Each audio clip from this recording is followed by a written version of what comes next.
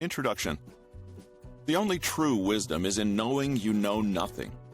Socrates, Greece, 470 BC.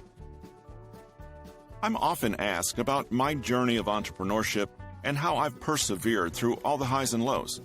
The simple answer is that it's not that simple. Some people are born entrepreneurs. Other entrepreneurs are made through life experiences, necessity, storms, or circumstances beyond their control. But regardless of their background or the journey of getting from point A to point entrepreneur, one thing is the same. The call of entrepreneurship runs deep, and once it takes hold, it's got you for life. I wrote this book to shine a light on that innate call to entrepreneurship, the ups and downs, the lessons learned along the way, and the forces that propel us to never give in, even at the lowest points in the journey. Although each entrepreneur's story is unique, I've shared my mistakes, successes, and lessons in these pages with the hope that they'll serve as guideposts when your own road ahead seems uncertain. Although the elements of entrepreneurship were formed in my youth as I fed my hunger for unknown, untold adventure, danger, and victory, I didn't recognize them as such. As the years passed and necessity called, I responded, but in a hands-tied kind of way. I was forced to become an entrepreneur through circumstances. If my life hadn't turned out the way it did, leaving me a displaced immigrant with everything to gain and not much to lose, I might have stayed in the realm of the expected, the safe, the ordinary. But although I was thrown into entrepreneurship, I quickly developed a self-sufficiency and independence I had never fully known before, even in my wildest dreams and lived adventures. I learned to be a free thinker as I tapped into new possibilities near and far, doing whatever I could to ethically achieve the goals before me.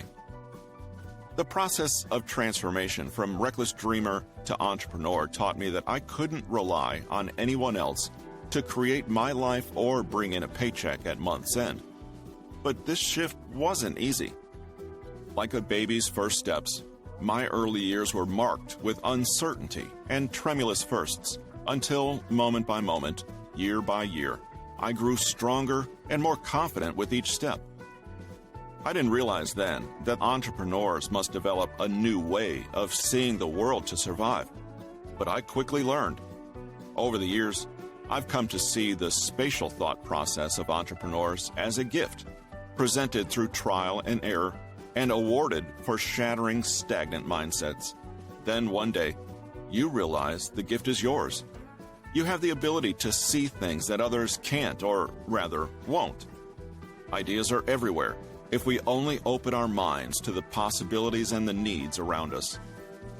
Today, when I close my eyes and adjust to the meditative blackness, I see hundreds of stars, some large and bright, others small and dim. Each star represents an idea. The more significant it is, the brighter it shines. But the brightest star isn't the inception of something great. It's simply the beginning of a process. Even the smallest, faintest stars, hardly recognizable in the distance, have the potential to be the tip of brilliance. The intensity of each star waxes or wanes daily as the brain is refreshed.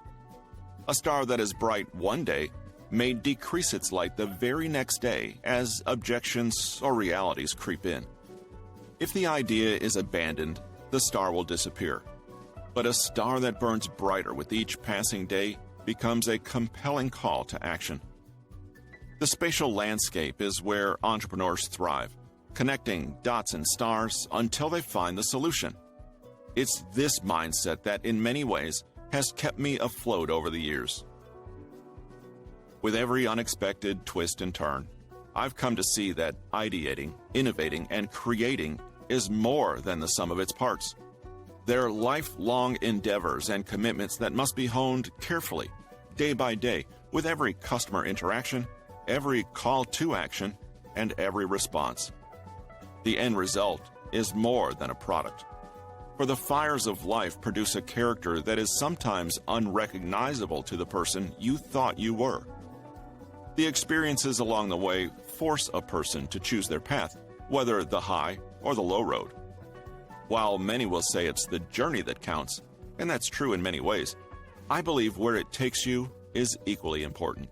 Because we all have a choice in life to face